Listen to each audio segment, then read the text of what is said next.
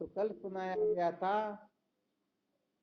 अनादि काल से ये मन अनात्म पदार्थों को प्राप्त करके अपने को कृतार्थ करने के लिए नाना प्रकार की चेष्टाएं करता हुआ प्रतीत होता हुआ दिखाई देता है, परंतु इन समस्त चेष्टाओं के करते हुए ऐसा आभास होता है कि अभी तक इसको सचमुच में शांति मिली नहीं। तो इसका क्या रहस्य था? यही सूत्र निकला था कि वास्तव में इस मन को जो चाहिए वो अभी तक मिला ही नहीं। बाकी जितनी भी वस्तुएं इस मन को दिलवाई गई हैं, ये सारी की सारी वस्तुएं या तो क्या नहीं है, क्या नहीं है, पूर्ण नहीं है।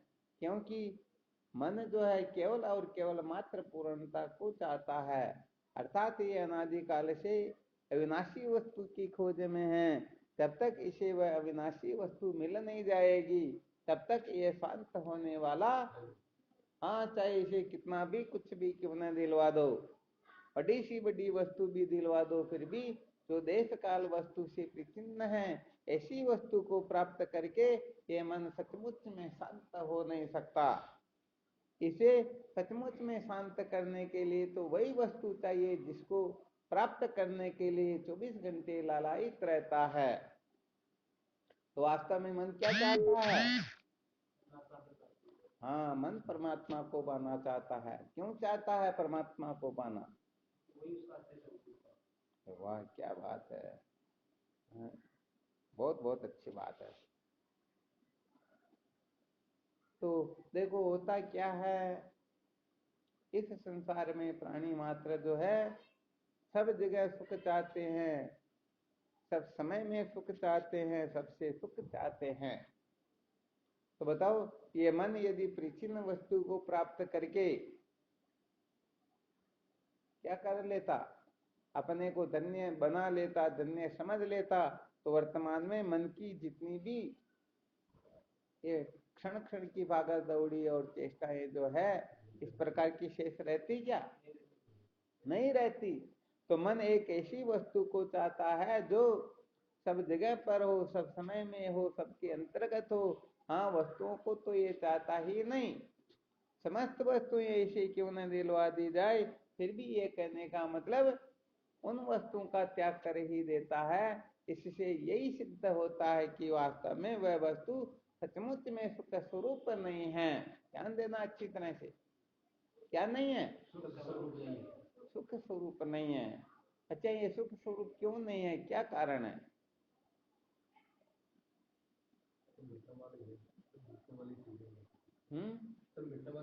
मिटने वाली है भाई। इनमें यदि सुख हो भी थोड़ी देर के लिए, कल्पना कर लीजिए, हो, फिर भी ये देश काल वस्तु से अप्रचिन्न तो नहीं है।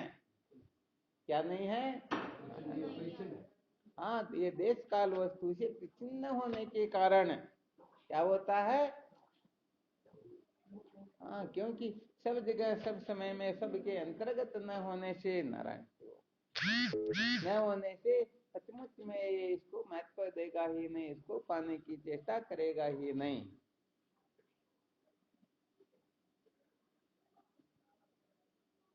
तो वैसे देखा जाए तो ये मन का जो स्वभाव है, जैसे बच्चे का स्वभाव होता है, जब तक उसके मन में जो इच्छा होती है उस वस्तु की, वह वस्तु जब तक प्राप्त नहीं हो जाती है तब तक ये शांत नहीं होता है। तब तक क्या नहीं होता, ये तब तक ये सचमुच में शांत नहीं होता है। तो ये मन बड़ा विलक्षण है। वास्तव में ये मन अनादि काल से जिस वस्तु की खोज कर रहा है उसी वस्तु का नाम परमात्मा है, उसी वस्तु का नाम आनंद है। वही वास्तव में देश काल वस्तु से विच्छिन्न होती है। उसको जान करके ये जीव सदा सदा के लिए कृतार्थ हो जाता है, धन्य हो जाता है, जर अमर हो जाता है। तो कुल मिलाकर के विवेक के द्वारा इतना ही साधक को विवेक कर लेना चाहिए कि वास्तव में दुख स्वरूप क्या है और सुख स्वरूप क्या है, अर्थात किन किन वस्तुओं में दुख है और किसके अंतर्गत सुख है। यदि ये किसी के अच्छी तरह से समझ में आ जाए तो क्या होगा, हाँ फिर वह दुख की ओर जाएगा ही नहीं। अच्छा, वैसे थोड़ा सा संकेत और कर देते हैं। विवेक का जागृत होना अनादि काल के समस्त साधन भजनों का फल हो जाता है। यदि किसी के जीवन में विवेक जागृत हो जाए तो समझ लेना चाहिए उनके अनंत जन्मों के साधन भजन, चाहे वो तीर्थ हो, जप हो, तप हो, पूजा पाठ हो, कुछ भी ना हो, ये सारे के सारे समझो कृतार्थ हो जाते हैं, कृतार्थ हो जाते हैं, सफल हो जाते हैं। और यदि विवेक जागृत नहीं हुआ तो समझ लेना चाहिए कि अभी तक वास्तव में इसको ऐसा फायदा मिलना चाहिए, वैसा फायदा अभी तक मिला ही। तो भाई देखो, यहाँ पर वास्तव में सबसे बड़ा गड़बड़ घोटाला इस जगह पर यही हो रहा है। क्या तो हम अविद्या के वशीभूत इस रहस्य को समझ नहीं पा रहे हैं, वरना किसी भी साधक से प्रश्न कर लीजिए, वही यही कहेगा कि ये परमात्मा जो है ये सत्य है, बाकी सारा संसार झूठा है। भगवान शंकर यही तो कहते हैं, उमा कहूं में अनुभव अपना, सतहरी भजन जगत सब सपना। अब विचार करके देखो, सब इस बात को दिन में 50 बार गाते होंगे, सुनाते होंगे, सुनते होंगे, कोई कोई इनकी व्याख्या भी करते होंगे। एक बार रामदेव जी अपने आश्रम पर इसकी चर्चा चली थी ना, उमा कहूं मैं अनुभव अपना, सतहरी भजन जगत सब सपना। इनके 3 अर्थ किए थे, एक तो सबसे उत्तम कोटि का, दूसरा मध्यम कोटि का, और तीसरा निम्न कोटि का। एक फर्स्ट कक्षा का, एक सेकंड कक्षा का, और एक थर्ड कक्षा का। थर्ड कक्षा में क्या बताया, ध्यान में आया क्या?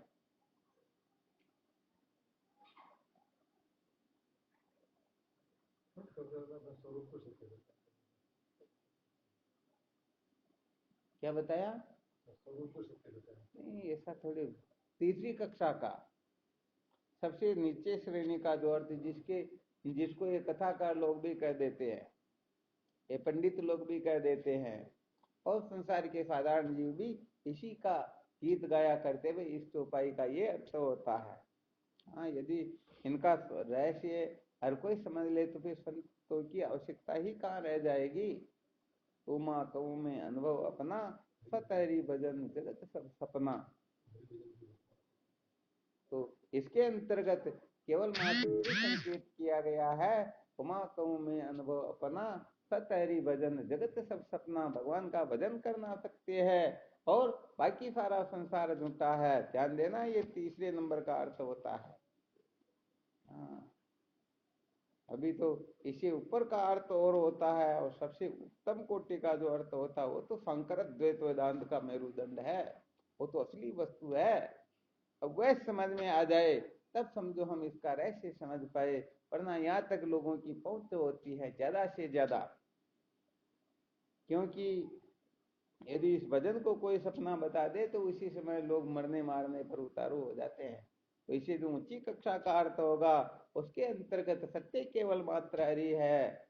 उमा कहूं मैं अनुभव अपना, सत हरि भजन जगत सब सपना। अरे भजन और जगत दोनों ही सपने के समान होता है। अब इसे ऊंची कक्षा का अर्थ तो फिर जब वेदांत का विचार करोगे, जब श्रवण मनन निधिध्यासन करोगे, जब ब्रह्माकार वृत्ति उदय होगी, तब पता चलेगा कि वास्तव में इसका परमार्थ वास्तविक अर्थ जो है वो क्या होता है। तो चलो, अपने को जितना समझ में आए उतना ही अपने को क्या करना है, अपने को धारण करना, और उसके अनुसार तो कम से कम तीसरे नंबर का तो अर्थ समझ में आ रहा ना, सबके आ रहा। हाँ, बहुत अच्छी बात।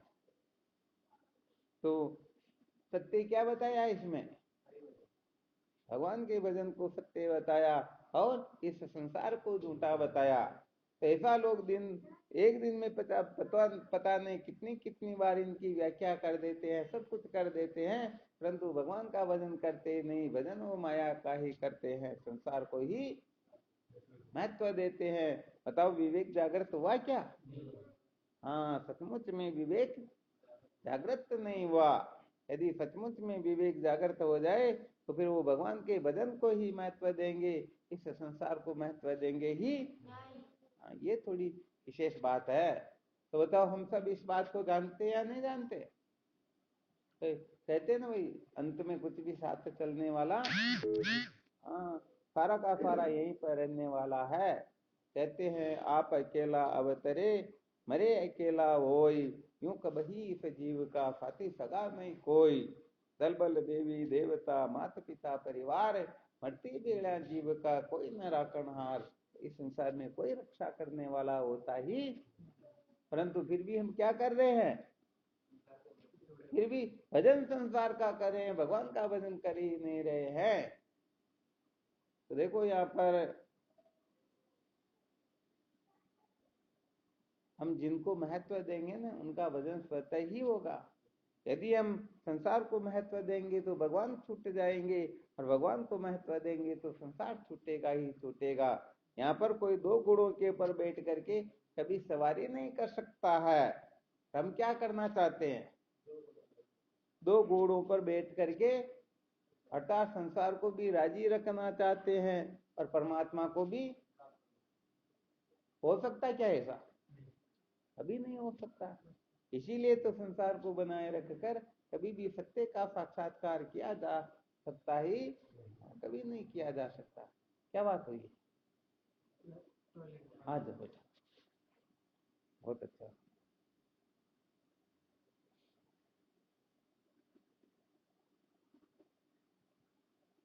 तो विशेष बात तो ये है कि जिस जगह पर गड़बड़ है उस जगह से हम गड़बड़ को निकालेंगे नहीं, और पता नहीं क्या का क्या करते रहेंगे तो कुछ भी फायदा होने वाला।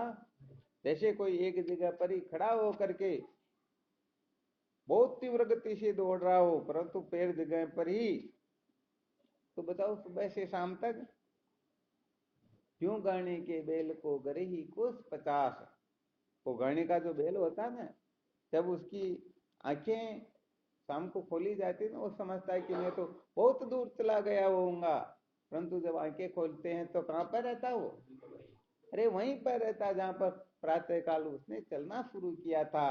तो वास्तव में यथार्थ रूप से देखा जाए तो हम अनादिकाल से चलना शुरू कर चुके हैं, परंतु अभी तक हम उसी जगह पर है जहां पर हम पहले। तो क्या हो रही गड़बड़? विवेक ठीक प्रकाश से, हाँ, विवेक उदय हुआ नहीं, इसीलिए तो। वरना विवेक उदय हो जाए तो भूख लग रही हो तो कागज के ऊपर जो अच्छे अच्छे पकवान बने हुए हैं, गुलाब जामुन, ठीक है ना, उनको खाएंगे या आपने भले सूखी रोटी क्यों ना उसको खाएंगे? हाँ, बिल्कुल सत्य बात है। इसको कहते हैं विवेक का जागृत होना। अब पता नहीं प्रत्येक जन्म के अंतर्गत सबके साथ में यही स्थिति हो रही है। देखो भगवान शंकराचार्य जी महाराज एक जगह पर लिखते हैं, 5 ज्ञानेंद्रियों के जो 5 विषय है, इसी में जीवात्मा रमण करता है, इनमें आसक्ति ही बंधन का मुख्य कारण होती है। तो ये अनादि काल से क्या कर रहा है, शब्द स्पर्श रूप रस इन पंच विषयों के चक्कर में पड़ करके, हाँ, ये सुखी होना चाहता, कृतार्थ होना चाहता।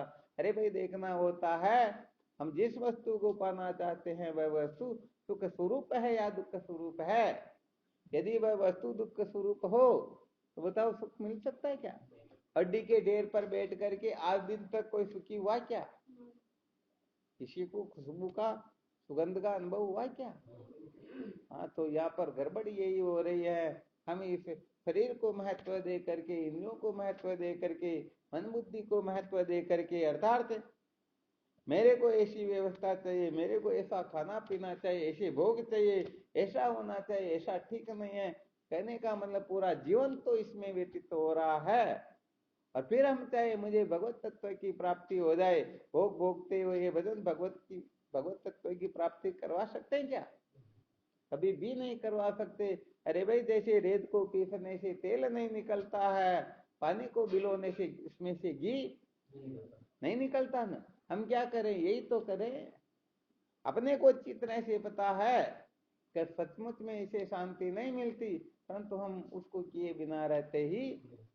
हाँ, तो सचमुच में सत्य कहा जाए तो यही विवेक की कमी है, इसी जगह पर हम मात खा जाते हैं। तो ये अनादिकाल से मन अभी तक संतुष्ट नहीं हुआ, इसका यही कारण है कि सचमुच में परमात्मा तत्व का, सत्य का साक्षात्कार अभी तक हुआ ही नहीं। जिस समय सचमुच में सत्य का साक्षात्कार होगा उस समय क्या हो जाएगा?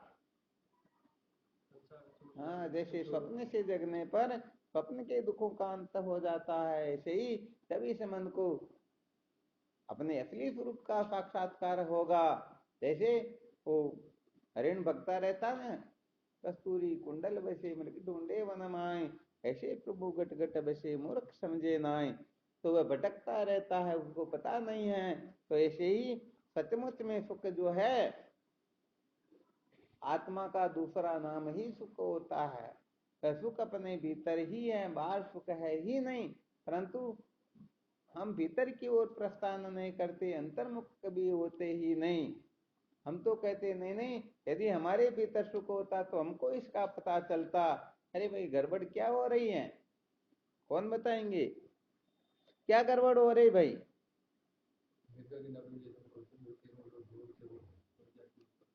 हाँ, वो तो दृष्टांत बहुत अच्छी बात है, बहुत अच्छा बताया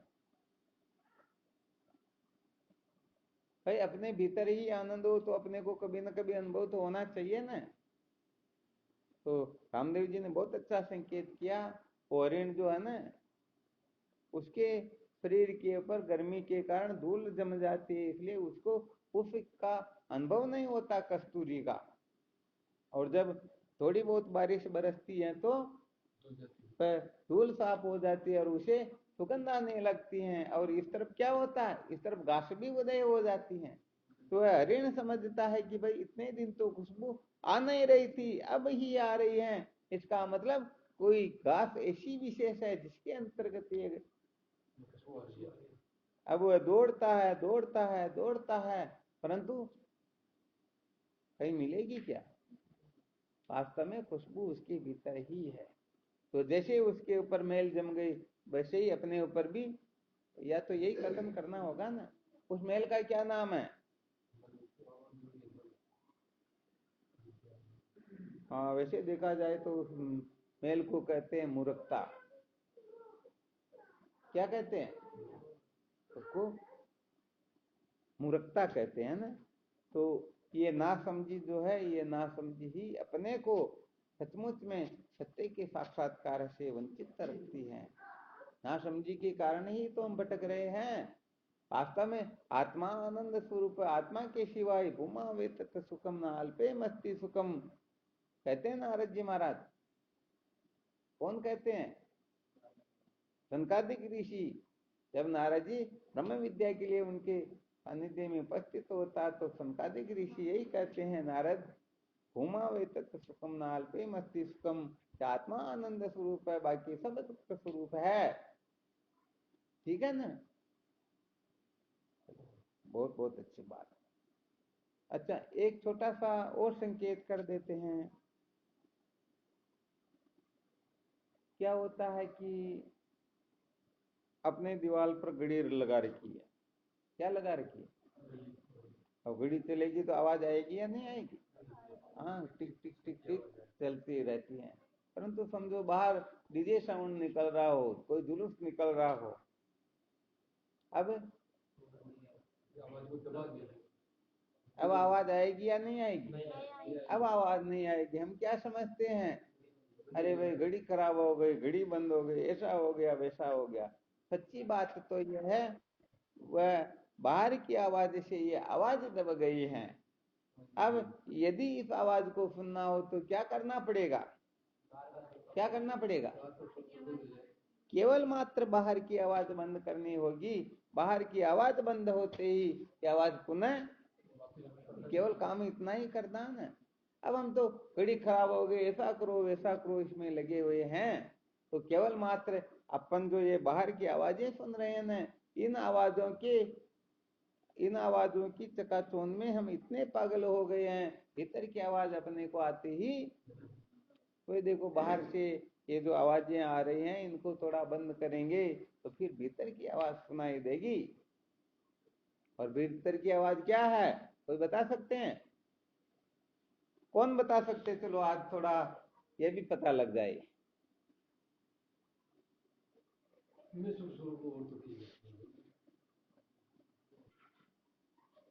रामदेव जी महाराज ने बहुत अच्छा बताया, मैं सुख स्वरूप हूं। और कौन बताएंगे?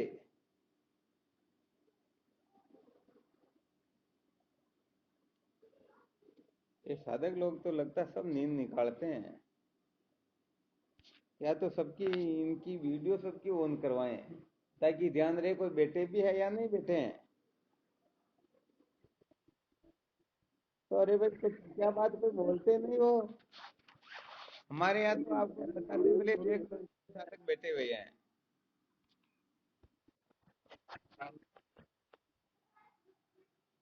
क्या है? देख लो, हमारे यहाँ तो इतने बैठे हुए हैं।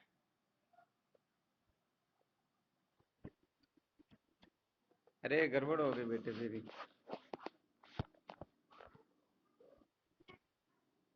हाँ शिवोहम। अरे क्या बात, आप पूरे पश्चिम में कैसे उदय हो गया? वैसे वास्तव में यही आवाज आती है, शिवोहम शिवोहम शिवोहम। फिर भीतर की आवाज यही तो है, सोहम वेद के जो महावाक्य होते हैं, वास्तव में यही भीतर की आवाज होती हैं। और जब ये गर्जना हो जाती हैं तो बताओ कुछ शेष रहता है क्या? आज तो भाई चलो ठीक बात है, बहुत अच्छी बात, धन्यवाद है।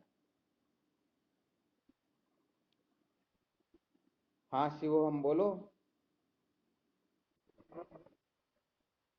हाँ बिल्कुल, जप्पा जब बोल सकते हैं, कोई दिक्कत नहीं। तो ये बाहर बाहर की आवाज क्या है? हाँ, बाहर की आवाज क्या है बोलो। हाँ शोरगुल, परंतु ये शोरगुल किस प्रकार का होता है?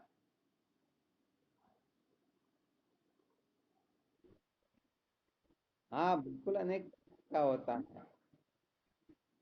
हाँ, मैं किसी का बाप हूँ, किसी का बेटा हूँ, किसी का भाई हूँ, किसी का पति हूँ, किसी का दोस्त हूँ, किसी का दुश्मन हूँ। मेरा ये नाम है, ये रूप है, ये कुल गोत्र है, वर्ण आश्रम है। संसार में ये जितना भी गड़बड़ घोटाला हो रहा है ना, ये सब बाहर की ही आवाज है।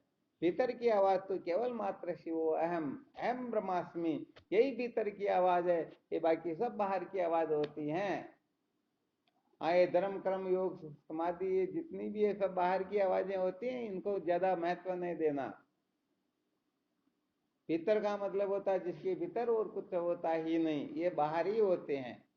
ये मन को शांत कर सकते हैं, कुछ देर के लिए कर सकते हैं, परंतु अज्ञान की निवृत्ति तो बिना तत्व ज्ञान के होती ही नहीं। लाख करोड़ वर्ष तक कोई समाधि का अनुष्ठान क्यों न कर ले, जिस दिन ये समाधि से उठेगा, उस दिन ये सारा का सारा संसार इसे ज्यों का त्यों ही प्रतीत होगा। तो बताओ, हम सुख जो चाहते हैं सदा सदा के लिए चाहते हैं या कुछ समय के लिए चाहते हैं? सदा सदा के लिए, शाबाश, बहुत अच्छी बात है। हाँ, तभी तो सचमुच में जीवन सार्थक होगा, वरना कुछ समय सुख और कुछ समय दुख, ऐसा थोड़े होता है क्या? हाँ तो चलो, इसका अपने को विशेष रूप से मंथन करना है। सच्ची बात यही हो रही है कि हम इस बाहर के स्वरूप शोरगुल को बंद नहीं करते हैं, बल्कि बाहर के शोरगुल को और बढ़ाते हैं, इसी को महत्व देते हैं, इसी ओर हम प्रवृत्त हुए रहते हैं। तो कुल मिलाकर के जब तक विवेक जागृत नहीं होगा, क्या जागृत नहीं होगा? विवेक का मतलब क्या होता है?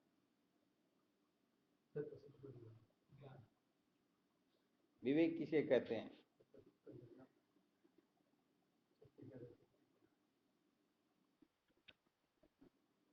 बहुत अच्छी बात, और विवेक किसे कहते हैं?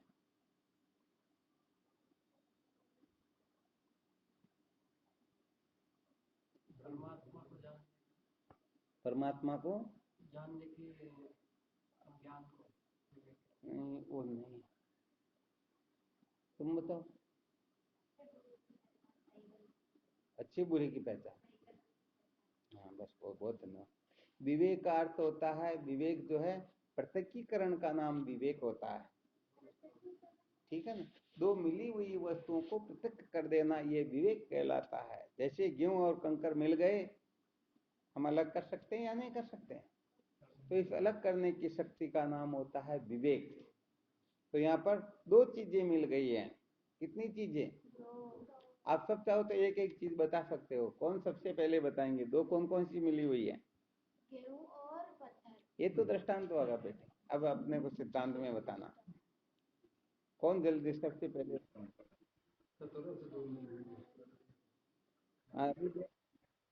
चलो, मोतीलाल जी ने ज्ञान और अज्ञान बताया, रामदेव जी बता रहे सत असत, और कौन क्या बताता? हाँ, मोनानंद जी ने ठीक बताया, बाकी तो ज्यादा कोई महत्व वाला नहीं। ज्ञान अज्ञान मिल गया तो ये थोड़ा बहुत आगे की बात है।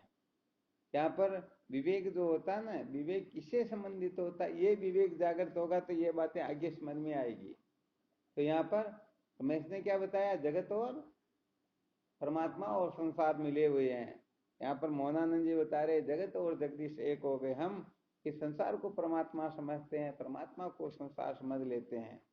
दो वस्तुएं एक होने का मतलब होता है जैसे दूध और पानी। अब यदि इनको अलग करना हो तो कर सकते हैं क्या? आपके पास युक्ति है क्या? आपके पास में है? तुम्हारे पास में है कोई युक्ति? नहीं है। आप बता सकते हो ऐसी कोई युक्ति जिससे दूध और पानी अलग हो जाए? अरे क्या बात है, हंस के पास में युक्ति होती है। अरे भाई, जिसके पास में चाल नहीं हो वह वो क्या भूसा और आटे को अलग कर सकता है, और चालनी नहीं है तो एक एक कण थोड़ी उठाया जाएगा। तो ये निरक्षीर का विवेक जो होता है ये हंस को होता है। हंस की चोंच में ऐसी शक्ति होती है, जैसे ही वह पानी मिले हुए दूध में चोंच डालेगा तुरंत दूध फट जाएगा। वह दूध को ग्रहण कर लेगा और पानी को वहीं छोड़ देगा। तो ऐसे ही बहुत अच्छी बात। अब बताओ दो वस्तुएं क्या क्या मिली हुई है? हाँ, जो महत्वपूर्ण वस्तु बताएंगे वो आदरणीय, बाकी तो ज्ञान अज्ञान की तो सभी जानते हैं, ये आगे चर्चा चलेगी। अभी फायदा किससे होगा वो विचार करना। संसार क्या? कौन बोले थे अब की बार?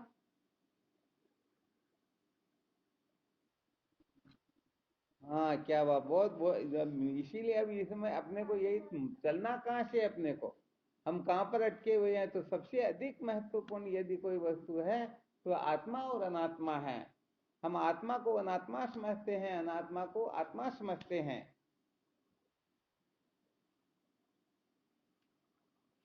यही तो सबसे ज्यादा, सबसे बड़ा गड़बड़ घोटाला हो रहा है। और कौन बताएंगे? देखो, एक संकेत और विशेष कर देते हैं, ध्यान रखना, शायद पहले कभी सुनाया होगा, वरना चलो सब इस सूत्र को एक साथ बोलना, फिर कल शाम तक कौन याद करके सुनाता। तो याद करके सुनाएंगे वो फर्स्ट, बाकी सब फेल।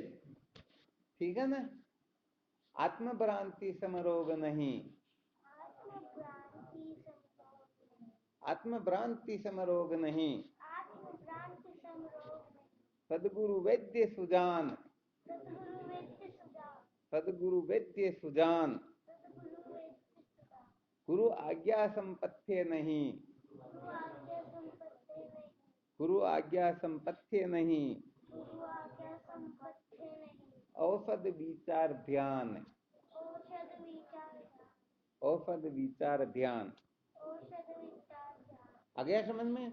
अब कल शाम तक कौन याद करके सुनाता, देखते हैं। देखिए अभी हो गया क्या याद?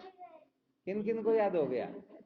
अरे मैंने तो सोचा बड़े खतरनाक इंटेलिजेंट बैठे हुए यहाँ पर। तो आत्मभ्रांति सम रोग नहीं, अर्थात इस संसार में आत्मभ्रांति से बड़ा कोई रोग होता ही नहीं। ये कैंसर टीबी वगैरह ये तो साधारण रोग होते हैं, परंतु ये अनादिकाल से ये जीव इस बीमारी से छूटने के लिए नाना नाना उपाय कर चुका है। ये ब्रह्मलोक में ब्रह्मा का पद भी प्राप्त कर चुका, परंतु ये भ्रांति बड़ी खतरनाक है। आत्म भ्रांति समरोग नहीं, इससे बड़ा कोई रोग होता ही। आपको ये रोग है या नहीं है आत्म भ्रांति का? आपको भी है? अच्छा, आपको भी है। कैसे पता चले कि ये रोग अपने को है या नहीं? कौन बताएंगे? बहुत अच्छी बात है। आप भी तो बताओ ना कुछ न कुछ। अपने को आत्म भ्रांति का रोग है।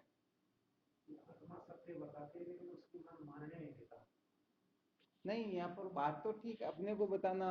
अपने को जो ये रोग हो रहा, तो अपने में किस प्रकार के, जैसे किसी को कोई रोग हो जाता ना, मिर्गी का रोग होता, तो वैसे ही उसका वैसा ही आचरण प्रकट होता ना। तो ऐसे ही जिनको आत्म भ्रांति का रोग होता है, फिर उनकी क्या प्रतिक्रिया होगी, कौन बता सकते हैं? ये क्या हुआ? कौन सा रोग? आत्म भ्रांति का? अरे भाई खतरनाक बताइए ना ये तो।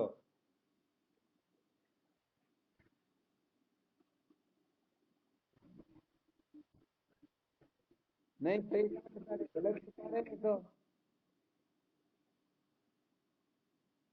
पहले तो आत्म भ्रांति किसे कहते हैं, इसको अच्छी तरह से समझो। और ये रोग तो अनादिकाल से लगा हुआ है, और संतों के शरण में जाने से तो इस रोग से छुटकारा प्राप्त हो जाता है, क्योंकि संत महापुरुष ही इस रोग को मिटाने वाले डॉक्टर है। तो डॉक्टर रोग को थोड़े लगाएंगे क्या? आत्म भ्रांति का अर्थ क्या होता है, ये समझ में नहीं आया क्या? गजब कर दिया ये तो। अरे आप लोगों के भी समझ में नहीं आ रहा क्या?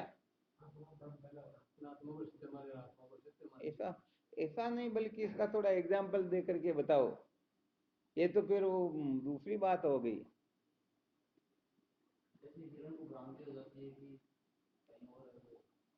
हाँ, वास्तव में बात तो यही, तो अपने को इस पर, इसका अपने ऊपर घटा के बताना। ऋण का दृष्टांत हो गया, अब सिद्धांत में कैसे खत्म करेंगे?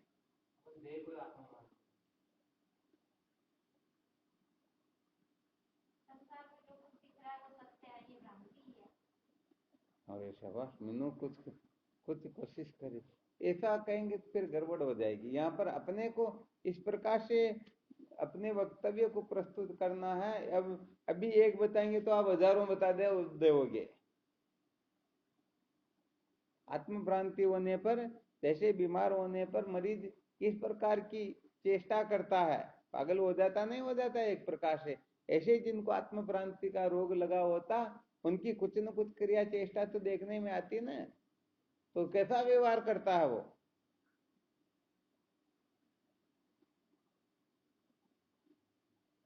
अरे गजब कर दे।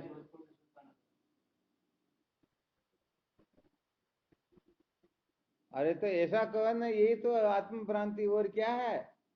क्या? अरे भाई, मैं पुरुष हूँ, मैं स्त्री हूँ, ये आत्म भ्रांति नहीं तो क्या है? मैं पिता हूँ, पुत्र हूँ, भाई हूँ, पति हूँ, माँ हूँ, बहन हूँ, बेटी हूँ, पत्नी हूँ।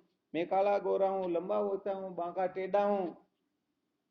मैं करता हूँ, भोगता हूँ, पापी हूँ, पुण्यात्मा हूँ, सुखी दुखी हूँ, प्राचीन हूँ, संसारी हूँ, जीव हूँ, स्वर्ग नरक में आने जाने वाला, कम दृष्टांत है क्या? अरे तो ये जितना भी पागलपना हम जागृत से लेकर के सोने तक करे, ये सारे के सारे पागलपने को ही आत्म भ्रांति कहते हैं। कोई सोचता कि मैं धर्म करके स्वर्ग को प्राप्त करूंगा, कोई कहता मैं उपासना करके ब्रह्मलोक को प्राप्त करूंगा, कोई कहता मैं योग का अनुष्ठान करके समस्त वृत्तियों को शांत कर लूंगा। पता नहीं संसार में कौन क्या कर रहा, कौन क्या नहीं। ये सारी की सारी आत्म भ्रांति ही तो है। वास्तव में आत्मा को आत्मा जैसी वैसा न समझ करके नेता कुछ भी समझ लेना, इसी को आत्मा भ्रांति कहते हैं। तो यहाँ पर मैं शरीर हूं। अरे आप सच्चिदानंद स्वरूप हो, आप शरीर हो सकते ही नहीं, फिर भी मैं शरीर हूं, ये आत्म भ्रांति नहीं है क्या? इसीलिए कहा गया आत्म भ्रांति समरोग नहीं, इससे बड़ा कोई रोग होता ही। अच्छा, आत्मा कभी स्वर्ग नरक में आती जाती क्या? आत्मा पापी पुण्यात्मा होती क्या? अरे अपन तो थोड़ा सा कुछ कर लिए अच्छा काम तो मैं पुण्यात्मा हूँ, और रास्ते चलते चींटी मर गई तो मैं पापात्मा हूँ। आत्मा पाप पुण्य से अच्छी तरह से समझना आ रहा ना, अच्छी तरह से समझ में। तो कहने का मतलब, आत्मा के लिए यदि हम किसी भी प्रकार का सच्चित आनंद अद्वितीय ब्रह्म, इसके सिवाय आत्मा के कुछ भी शब्द प्रयुक्त कर रहे हैं, तो समझ लेना चाहिए हम आत्म भ्रांत है, आत्म तत्व के बारे में भ्रांत है। नचिकेता ने यही तो प्रश्न किया यमराज से। मैंने सुना संसार में बहुत सारे लोग हैं, वो कहते हैं शरीर के नष्ट होने पर, मर जाने पर आत्मा भी साथ ही मर जाती है, और बहुत सारे लोग कहते हैं कि नहीं नहीं शरीर मरता है आत्मा नहीं मरती। इसको क्या कहते हैं? आत्मभ्रांति कहते हैं या नहीं कहते? अरे नाश शरीर का होता, आत्मा का होता ही नहीं, परंतु शरीर मरा, हम कहते मैं मर गया। मान अपमान किसका होता है? और हम क्या समझते हैं? सुखी दुखी कौन होता है? दुखी दुखी अंतःकरण होता, मन समझते हैं मैं सुखी दुखी हूं। कर्ता भोक्ता अंतःकरण हम समझते मैं कर्ता भोक्ता हूं। ये हरसमुख मन के धर्म, और हम समझते हैं कि मैं हर्षित होता हूं, मैं दुखी होता हूं। तो कुल मिलाकर के ये सारे के सारे जो गड़बड़ घोटाले हैं, ये सब के सब आत्मभ्रांति के ही दृष्टांत है। तो अच्छी तरह से ये निश्चय कर लेना, इस संसार में यदि सबसे बड़ा कोई रोग है तो वह रोग, हाँ ध्यान रखना, अपने को ही नहीं, ये तो जो जो अपने को शरीर समझ रहे, चाहे कि इतना भी ऊंचा पद क्यों न प्राप्त कर लिया हो, फिर भी समझ लेना चाहिए वह सचमुच में आत्मा तत्व के बारे में भ्रांत है। अर्थात आत्मा जो है जैसी उसको वैसी की वैसी न जान करके अन्यथा रूप से जान लेना, इसी को आत्म भ्रांति कहते हैं। तो ये आत्म भ्रांति का जो रोग है 84 लाख योनि के प्रत्येक जीव को है। तो बताओ मनुष्य को है या नहीं? तो ये रोग तो सबको है, परंतु इस रोग से छूटने का अधिकार केवल और केवल मात्र मानव को ही प्राप्त है। मानव के सिवाय और कोई ऐसी योनि है ही नहीं जिस योनि में इस दुख से छुटकारा प्राप्त किया जा सकता हो। क्यों नहीं हो सकता? क्या कारण है? देख इनको बताने दो।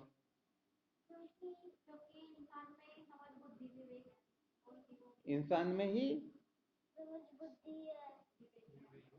वाह क्या बात है, मम्मा का पक्का भक्त, मम्मा जैसा बोलेगी वैसा का वैसा।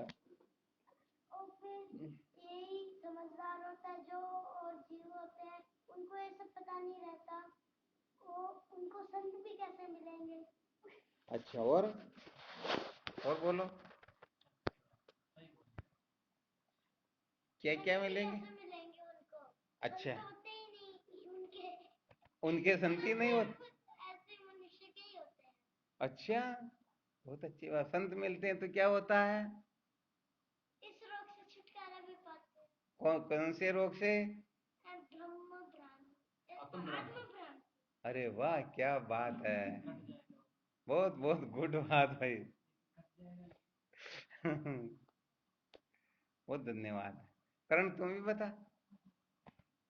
मानव जन्म में ही संत मिल सकते हैं, सदगुरु मिल सकते हैं, शास्त्र मिल सकते हैं, विवेक वैराग्य जागृत हो सकता है।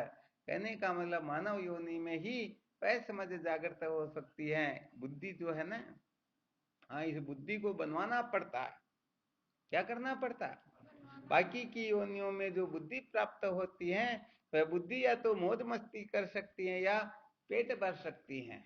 तो मानव योनि में भी जिन व्यक्तियों के पास में केवल इतनी ही बुद्धि है, धन कैसे कमाया जाए, मौज मस्ती कैसे की जाए, मजे कैसे लिए जाए, भोजन कैसे किया जाए, खाया पिया कैसे जाए, यदि इतनी ही बुद्धि है, भोजन निंद्रा भोग भय ए पशु पुरुष समान, नरन ज्ञान निज दिखता ज्ञान बिना पशु जान। अरे केवल मात्र ये 4 प्रकार की ही समझ है, भोजन करने की, नींद निकालने की, शादी ब्याह की और डरने की, तो ये तो कुल मिलाकर के पशुओं में भी होती हैं। यदि इतना सा किसी ने विकास किया तो समझ लेना चाहिए अभी तक वह क्या है? अभी तक वह पशु ही है, अभी तक वास्तव में मानव नहीं बना है। आ गया ना अच्छी तरह से समझ में? हाँ तो यहाँ पर असली सूत्र भी वास्तव में यही है। मानव योनि के अंतर्गत ही ऐसी बुद्धि जागृत हो सकती है। अर्थात मानव योनि में ही हमें शास्त्र भी मिल सकते हैं, सत्संग मिल सकती हैं, संत मिल सकते हैं।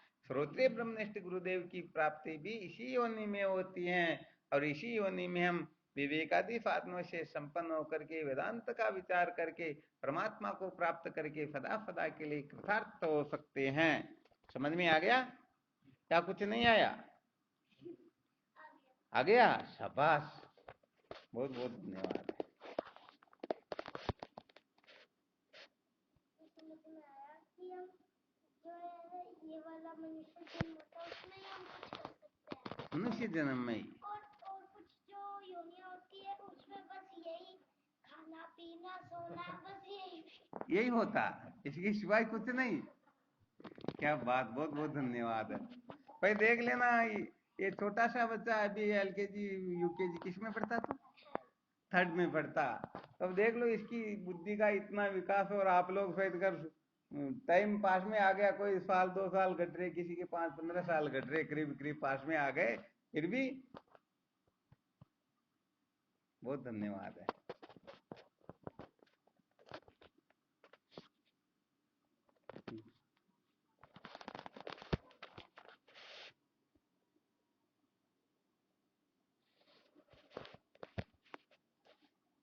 तो वास्तव में ये आत्म भ्रांति जो है, वास्तव में जब तक इस भ्रांति से छुटकारा नहीं मिलता है तब तक अनंत कोटि ब्रह्मांड का ऐश्वर्य भी इस जीव को क्यों न प्राप्त हो जाए, इस मन को क्यों न प्राप्त हो जाए, परंतु ये सचमुच में दुखों से छुटकारा प्राप्त कर सकेगा ही नहीं। हाँ, ये बड़ी विलक्षण बात है। तो बस इसी के लिए सबसे पहले तो देखना होगा सचमुच में अपने में ये भ्रांति है या नहीं, अर्थात ये बीमारी मेरे को है या नहीं। यहाँ पर बैठे उनमें से किस किस को ये बीमारी नहीं है? कोई है क्या ऐसा?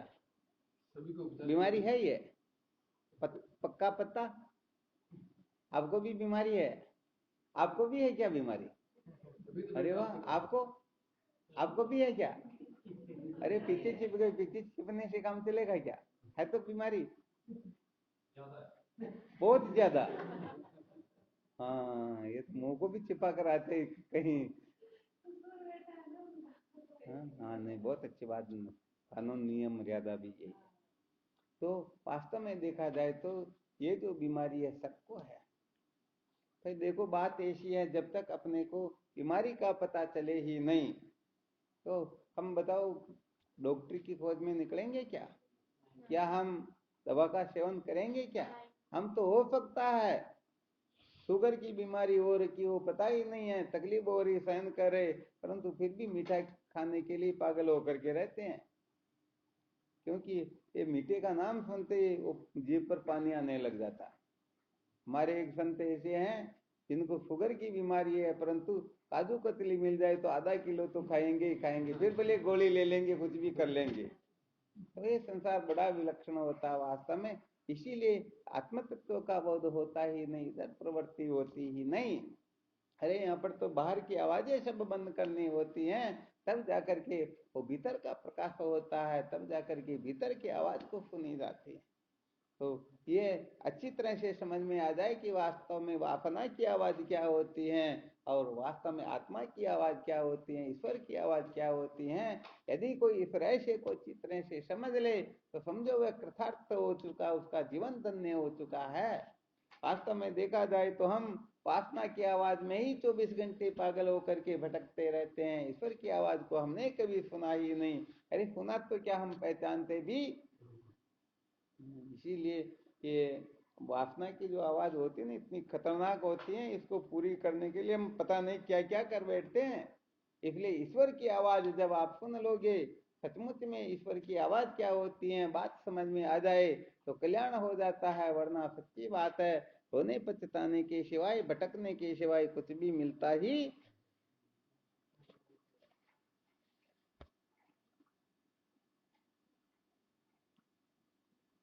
आपको समझ में आता है क्या? कैसे पता करें कि ये वासना की आवाज है या नहीं? जैसे समझो अपने को सत्संग का समय ही समझ लो, उस समय हमारे भीतर कोई आवाज उदय होती है, उठती है, तो हम कैसे पहचाने कि ये आवाज जो है ईश्वर की आवाज है या वासना की आवाज है?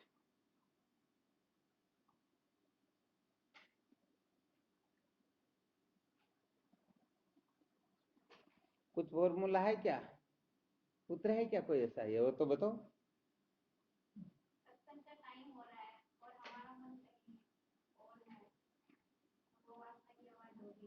बिल्कुल सत्य बात है। अरे रोज ही सुनते, एक दिन नहीं सुने तो क्या फर्क पड़ेगा। अरे अभी तो ये काम थोड़ा, हाँ काम आया हुआ, पहले इनसे बात कर लेते हैं, इनसे मिल लेते हैं, ऐसे गिन लेते हैं, ऐसा वैसा कर लेते हैं, खा लेते हैं, पी लेते हैं, मौज मस्ती मनोरंजन कुछ भी करने की यदि वासना उदय हो रही तो समझ लेना ये अपनी वासना की ही आवाज है।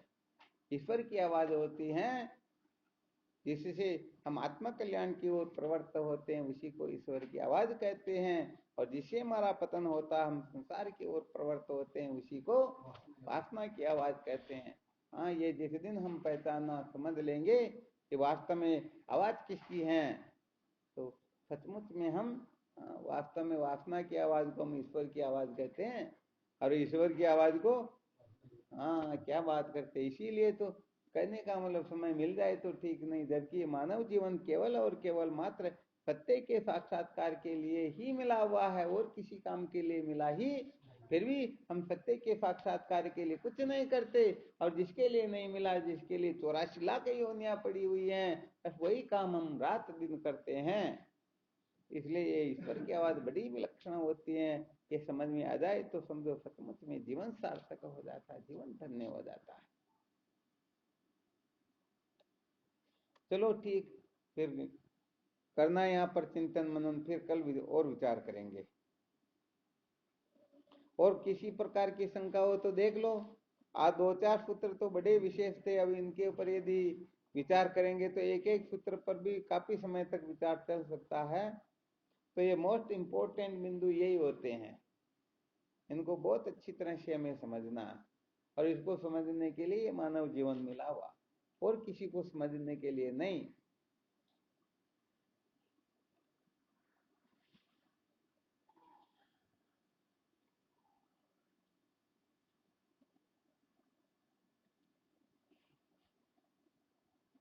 चलो ठीक।